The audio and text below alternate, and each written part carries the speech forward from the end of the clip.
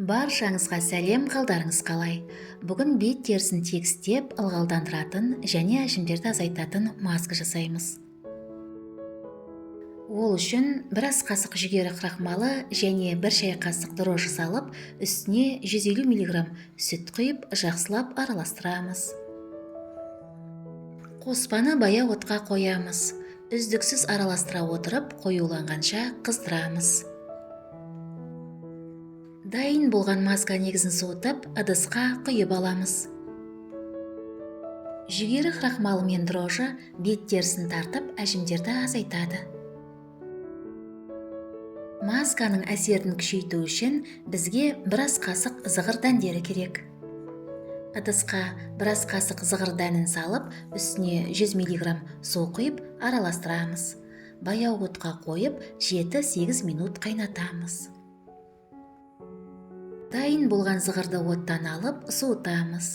Гельді алу үшін дәке арқылы сүзіп аламыз. Достар, егер мені қолдағыңыз келсе, каналға жазылыңыз. Лайк басыңыз, видео рецептпен достарыңызбен бөлісіңіз, және жаңа шыққан рецепттерді жіберіп алмас үшін қоңырауды қосуды ұмытпаңыз.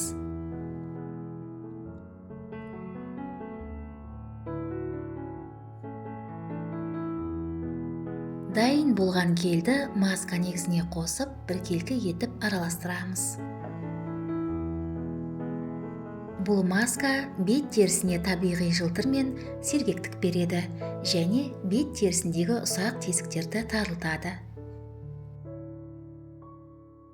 Дайын болған масканы шыны ыдысқа құйып, тоңазытқышта 1 аптаға дейін сақтауға болады. Масканы аптасына 3 рет қолыңызға, бетіңізге, мойныңызға және декольте терісіне жағып 20 минутқа қалдырасыз. Содан кейін қалған масканы жылы сумен жуасыз.